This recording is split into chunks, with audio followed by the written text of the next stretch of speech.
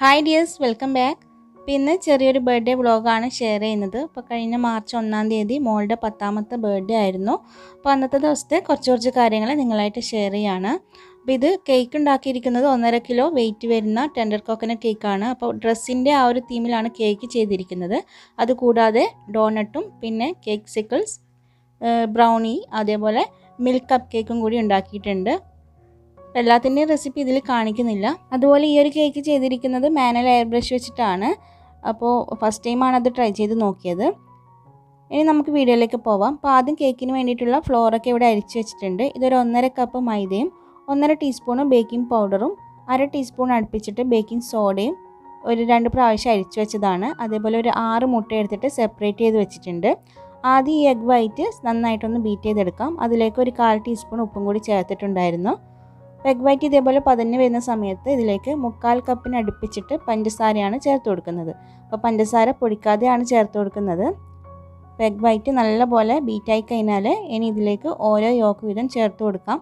അപ്പോൾ യോക്ക് ചേർക്കുന്നതിനോടൊപ്പം തന്നെ 1.5 ടീസ്പൂൺ അളവിൽ വാനില എസൻസും കൂടി ചേർത്ത് കൊടുത്തിട്ടുണ്ട്. ഇനി ഓരോന്നായിട്ട് എല്ലാ യോക്കും ഇതേപോലെ ബീറ്റ് ചെയ്തെടുക്കാം.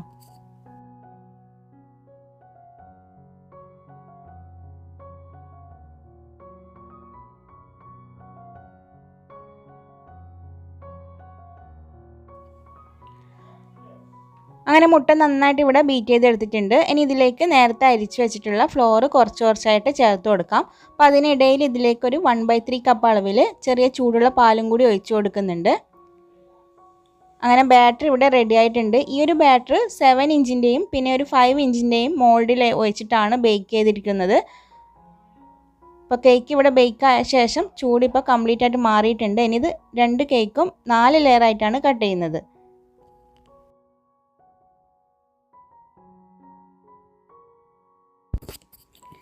ഇനി കേക്ക് ഐസിങ് ചെയ്ത് തുടങ്ങാം. അപ്പോൾ ആദ്യം കേക്ക് ബോർഡിൽ അല്പം ക്രീം ആക്കിയിട്ട് ഫസ്റ്റ് ലെയർ കേക്ക് വെച്ച് കൊടുക്കാം.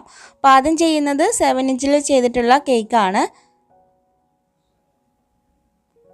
ഇനി ഇത് വെറ്റ് ചെയ്യാൻ വേണ്ടിയിട്ട് 1.5 കപ്പിന് അടുപ്പിച്ചിട്ട് ഇളനീരിൻ്റെ വെള്ളം എടുത്തിട്ടുണ്ടായിരുന്നു. അതിലേക്ക് നമുക്ക് മധുരത്തിന് ആവശ്യമായിട്ടുള്ള പൊടിച്ച പഞ്ചസാരയും പിന്നെ ഒരു ടേബിൾ സ്പൂണ് മിൽക്ക് മെയ്ഡും കൂടി ചേർത്ത് കൊടുത്തിട്ടുണ്ട്. അത് വെച്ച് വെറ്റ് ചെയ്ത ശേഷം ക്രീം സ്പ്രെഡ് ചെയ്ത് കൊടുക്കാം. അപ്പോൾ ഇവിടെ റിച്ചിൻ്റെ ക്രീമാണ് ബീറ്റ് ചെയ്തിരിക്കുന്നത്. അപ്പോൾ 2 കേക്കും ഐസിംഗ് ഒക്കെ ചെയ്യാൻ വേണ്ടിയിട്ട് 1.25 കപ്പിന് അടുപ്പിച്ചിട്ടാണ് ക്രീം എടുത്തത്. പിന്നെ കഴിഞ്ഞ വീഡിയോയിലൊക്കെ കുറേ പേര് ചോദിച്ചിട്ടുണ്ടായിരുന്നു ക്രീം കുറവ് എടുത്തതുകൊണ്ട് നമുക്ക് അതൊരു ക്രീം 1 kg ചെയ്യാൻ വേണ്ടി ഞാൻ എപ്പോഴും 1 കപ്പാണ് എടുക്കാറുള്ളത്. അത് കറക്റ്റ് ആവുമോ എന്നുള്ളത്. അപ്പോൾ എനിക്കെപ്പോഴും കറക്റ്റ് ആവാറുണ്ട്. ഞാൻ യൂസ് ചെയ്യുന്നത് സാധാരണ ഫിയോന ക്രീമാണ്. അത് സാധാരണ ബാക്കിയുള്ള ക്രീമിനെ അപേക്ഷിച്ചിട്ട് ബീറ്റ് ചെയ്ത് കഴിഞ്ഞാൽ കുറച്ച് ക്വാണ്ടിറ്റി ഉള്ളതായിട്ട് തോന്നിയിട്ടുണ്ട്. അതുകൊണ്ടാണ്. അപ്പോൾ റിച്ചൊക്കെ എടുക്കുന്ന സമയത്ത് ക്രീം അല്പം കൂടുതലായിട്ട് വേണ്ടി വരും. ഇനി 2 കേക്കിനും ഫില്ലിങ്ങിനായിട്ട് 2 ഇളനീരിൻ്റെ കാമ്പും പിന്നെ മിൽക്ക് മെയ്ഡും കൂടി ചേർത്തിട്ട് മിക്സിയിലിട്ടൊന്ന് പേസ്റ്റാക്കി എടുത്തതാണ്. അതേപോലെ ചെറിയ ഇളനീരിൻ്റെ പീസും കൂടി ഇട്ട് കൊടുക്കുന്നുണ്ട്. പിന്നെ കുറച്ച് ബദാമും കൂടി സ്ലൈസ് ചെയ്ത് ഇട്ട് കൊടുക്കാം. അങ്ങനെ ഓരോ ലെയർ കേക്കും ഇതേപോലെ തന്നെ ചെയ്തെടുക്കുകയാണ്.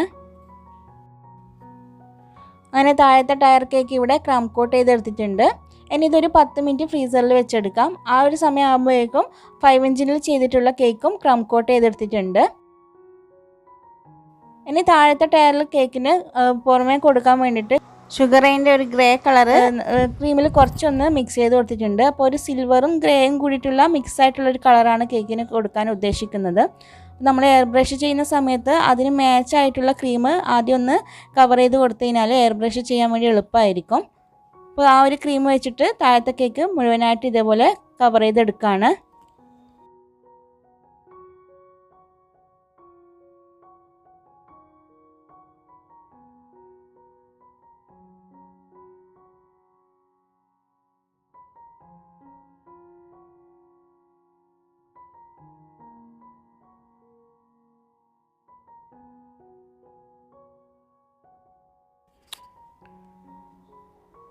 ഇനി ഈ കേക്ക് ഫ്രിഡ്ജിൽ വെച്ചിട്ട് ഒന്ന് തണുപ്പിച്ചെടുക്കാം. അപ്പോഴേക്കും മുകളിലത്തെ ടയർ കേക്കും ഒന്ന് ഫിനിഷ് ചെയ്തെടുക്കുകയാണ്. ഇത് പ്ലെയിൻ ആയിട്ടുള്ള ക്രീം വെച്ചിട്ട് തന്നെയാണ് കവർ ചെയ്തിരിക്കുന്നത്. ഇനി എയർ ബ്രഷ് ചെയ്യാൻ വേണ്ടിയിട്ട് ഇവിടെ സിൽവർ കളർ ഡസ്റ്റ് എടുത്തിട്ടുണ്ട്. അതൊരു ബൗളിലേക്ക് കുറച്ച് ഇട്ട് കൊടുക്കാം. അപ്പോൾ നമുക്ക് എത്രയാണോ ആവശ്യം അതിനനുസരിച്ചിട്ട് എടുക്കാം. ഇത് മിക്സ് ചെയ്യാൻ വേണ്ടിയിട്ട് ഫാബിൻ്റെ എവാപ്പറെക്സ് എടുത്തിട്ടുണ്ട്. ഇത് നമുക്ക് കുറച്ചായി ഒഴിച്ചിട്ട് ഒന്ന് മിക്സ് ചെയ്തെടുക്കാം. വെള്ളത്തിൽ മിക്സ് ചെയ്യുന്ന സമയത്ത് ഇത് എനിക്ക് കറക്റ്റായിട്ട് എയർ ബ്രഷ് ചെയ്യാൻ വേണ്ടി കഴിഞ്ഞിരുന്നില്ല. ഫസ്റ്റ് ടൈം യൂസ് ചെയ്തതാണിത്. അപ്പോൾ അതുകൊണ്ടാണോ എന്നറിയില്ല. ആരെങ്കിലും ഇതേപോലെ മാനുവൽ എയർ ബ്രഷ് വെച്ചിട്ട് വെള്ളത്തിൽ മിക്സ് ചെയ്തിട്ട് ചെയ്ത് നോക്കിയിട്ടുണ്ടെങ്കിൽ താഴെ ഒന്ന് കമൻറ്റ് ചെയ്യണം. ഈ ഒരു കൺസിസ്റ്റൻസിയിൽ എവാപ്പറെക്സ് ഒഴിച്ച് കൊടുത്ത് ഡസ്റ്റ് ഒന്ന് മിക്സ് ചെയ്തെടുത്തിട്ടുണ്ട്. ഇനി ഇത് നമുക്ക് എയർ ബ്രഷിൻ്റെ കൂടെ കിട്ടുന്ന ആ ഒരു ബോട്ടിലിലേക്ക് ഒഴിച്ചിട്ട് ഇതൊന്ന് ലോക്ക് ചെയ്ത് കൊടുക്കാം.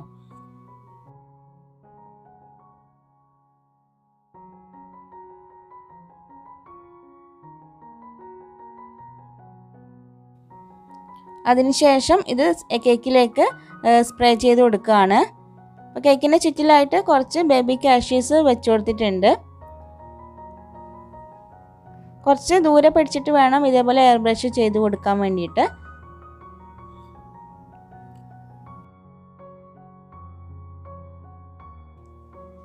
അങ്ങനെ സൈഡിലും മുകളിലൊക്കെ ഇതേപോലെ സിൽവർ കളർ വെച്ചിട്ട് ഒന്ന് ഡസ്റ്റ് ചെയ്ത് കൊടുത്തിട്ടുണ്ട്. ഇനി ഇത് ഫ്രിഡ്ജിൽ വെച്ച് നന്നായിട്ട് തണുപ്പിച്ചെടുത്ത ശേഷം ഇത് നമുക്ക് സ്റ്റാക്ക് ചെയ്ത് കൊടുക്കാം. അപ്പോൾ ആദ്യം മുകളിലത്തെ ടയർ കേക്ക് ഇതേപോലെ ബോർഡിൽ നിന്ന് ഇളക്കി കൊടുത്തിട്ട് അതിന് മുകളിലായിട്ട് നടുവിൽ വരുന്ന വിധത്തിൽ വെച്ച് കൊടുക്കാം. വേണമെങ്കിൽ താഴത്തെ കേക്കിൻ്റെ നടുവിലായിട്ട് കുറച്ച് സ്ട്രോക്ക് ഒന്ന് ഇറക്കി കൊടുക്കാം. അപ്പോൾ ഞാനിതിൽ ചെയ്തിട്ടില്ല. അതേപോലെ നമുക്ക് ട്രാവലൊക്കെ ചെയ്യുന്ന സമയത്താണെങ്കിൽ 2 കേക്കിനും കൂടിയിട്ടുള്ള ഹൈറ്റിൽ സ്ട്രോ ഒന്ന് ഇൻസേർട്ട് ചെയ്ത് കൊടുക്കാം. പിന്നെ കുറച്ച് ചോക്ലേറ്റ് മെൽറ്റ് ചെയ്ത ശേഷം ഇതേപോലെ റൗണ്ട് ഷേപ്പിൽ നോസിലിൻ്റെ ബാക്ക് സൈഡ് ഉപയോഗിച്ചിട്ട് കട്ട് ചെയ്തിട്ട് കേക്കിൻ്റെ മുകളിലായിട്ട് സൈഡിലൊക്കെ ഇതേപോലെ വെച്ച് കൊടുത്തിട്ടുണ്ട്.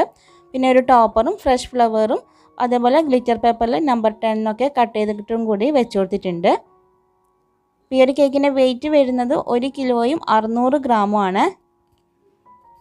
അങ്ങനെ കേക്കിൻ്റെ പണിയൊക്കെ കംപ്ലീറ്റ് ആയിട്ട് കഴിഞ്ഞിട്ടുണ്ട്. അപ്പോൾ കേക്കിന് ചെയ്തിട്ടുള്ള സെയിം ബാറ്റർ ഉപയോഗിച്ചിട്ട് ഒരു മിൽക്ക് കേക്കും അതേപോലെ കേക്ക് സിക്കിളിനും വേണ്ടിയിട്ട് ബാറ്റർ ചെയ്തെടുത്തിട്ട് അതും കൂടി ബേക്ക് ചെയ്തെടുക്കുകയാണ്. അതേപോലെ ഒരു 2 മുട്ടയും 1/2 കപ്പ് മൈദയും വരുന്ന രീതിയിൽ 1/2 kg ബാറ്റർ ചെയ്തെടുത്തിട്ടുണ്ട്. അത് മിൽക്ക് കപ്പ് കേക്ക് ഉണ്ടാക്കാൻ വേണ്ടിയിട്ട് ചെയ്തതാണ്. ആ ഒരു ബാറ്റർ ഇതേപോലെ കപ്പിൽ നിറച്ചു കൊടുക്കുകയാണ്. അതും ഒന്ന് ബേക്ക് ചെയ്തെടുക്കാം. ഇതിപ്പോൾ കംപ്ലീറ്റ് ആയിട്ട് ചൂടാറിയിട്ടുണ്ട്. ഇതിലേക്ക് മിൽക്ക് സിറപ്പ് വെച്ചിട്ട് വെറ്റ് ചെയ്ത് കൊടുക്കണം. അതിന് മുമ്പായിട്ട് ഇതേപോലെ ഒരു ഫോർക്ക് വെച്ചിട്ട് നന്നായിട്ടൊന്ന് കുത്തി കൊടുക്കാം. ഇതേപോലെ മിൽക്ക് കപ്പ് കേക്ക് ഉണ്ടാക്കുന്ന സമയത്ത് ഈ സിൽവർ കളറിലുള്ള ആ ഒരു ടൈപ്പ് കപ്പ് എടുക്കുന്നതാണ് നല്ലത്. പേപ്പർ കപ്പ് ആകുമ്പോൾ നമ്മൾ വെറ്റ് ചെയ്യുന്ന സമയത്ത് അതൊന്ന് കുതിർന്നു പോകാൻ വേണ്ടി ചാൻസ് ഉണ്ട്. അപ്പോൾ സിറപ്പ് നന്നായിട്ട് ഒഴിച്ചിട്ട് അതൊന്ന് അബ്സോർബ് ചെയ്ത ശേഷം അതിന് മുകളിലായിട്ട് ക്രീമും പിന്നെ കുറച്ച് പിസ്താഷ്യോസോ അല്ലെങ്കിൽ ബദാം നിങ്ങൾക്ക് ഇഷ്ടമുള്ള നട്ട്സ് ഇട്ട് കൊടുക്കാം. പിന്നെ കുറച്ച് റോസ് പെറ്റൽസും കൂടി ഇട്ട് കൊടുത്തിട്ടുണ്ട്. അങ്ങനെ മിൽക്ക് കപ്പ് കേക്കും റെഡിയായി. അതേപോലെ ബ്രൗണിയും കൂടി ഉണ്ടാക്കിയിട്ടുണ്ട്. അപ്പോൾ ബ്രൗണിയുടെ റെസിപ്പിയൊക്കെ ഇതിന് മുമ്പ് ഷെയർ ചെയ്തിട്ടുണ്ട്. അപ്പോൾ അത് കാണാത്തവരുണ്ടെങ്കിൽ ഒന്ന് കണ്ടു നോക്കുക. പിന്നെ കേക്ക് സിക്കിൾസ് ആണ് ചെയ്തെടുക്കുന്നത്. അപ്പോൾ ഇതിൻ്റെ റെസിപ്പി ഇതിൽ കാണിക്കുന്നില്ല. നിങ്ങൾക്ക് ആവശ്യമായിട്ടുണ്ടെങ്കിൽ താഴെ കമൻറ്റ് ചെയ്താൽ മതി, ഞാൻ അപ്ലോഡ് ചെയ്യാം.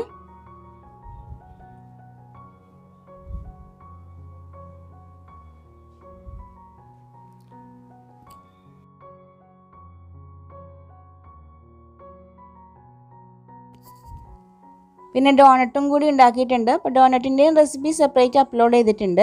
അപ്പോൾ ഡോണറ്റ് വെക്കാൻ വേണ്ടിയിട്ട് ഒരു തെർമോക്കോളിൻ്റെ പീസ് എടുത്തിട്ട് അതിൻ്റെ നടുവിലായിട്ട് വുഡിൻ്റെ സ്റ്റിക്ക് ഒന്ന് വെച്ച് കൊടുത്തിട്ട് അതിന് മുകളിലായിട്ടാണ് ഡോണറ്റ് സെറ്റ് ചെയ്തിരിക്കുന്നത്. അപ്പോൾ ഇത്രയാണ് ആ ഒരു ബർത്ത്ഡേ ദിവസത്തെ വിശേഷങ്ങൾ. പിന്നെ കുറച്ച് ബർത്ത്ഡേയുടെ ഫോട്ടോസും കൂടി ഉൾപ്പെടുത്തിയിട്ടുണ്ട്. അപ്പോൾ ഈ ഒരു വീഡിയോ നിങ്ങൾക്ക് ഇഷ്ടമായിട്ടുണ്ടെങ്കിൽ ലൈക്ക് ചെയ്യാനും ഷെയർ ചെയ്യാനും അതേപോലെ ചാനൽ സബ്സ്ക്രൈബ് ചെയ്യാതെ വീഡിയോ കാണുന്നവരുണ്ടെങ്കിൽ പ്ലീസ് ഒന്ന് സബ്സ്ക്രൈബ് ചെയ്ത് സപ്പോർട്ട് ചെയ്യാനും മറക്കരുത്. അപ്പോൾ മറ്റൊരു ദിവസം വീണ്ടും കാണാം. Thanks for watching.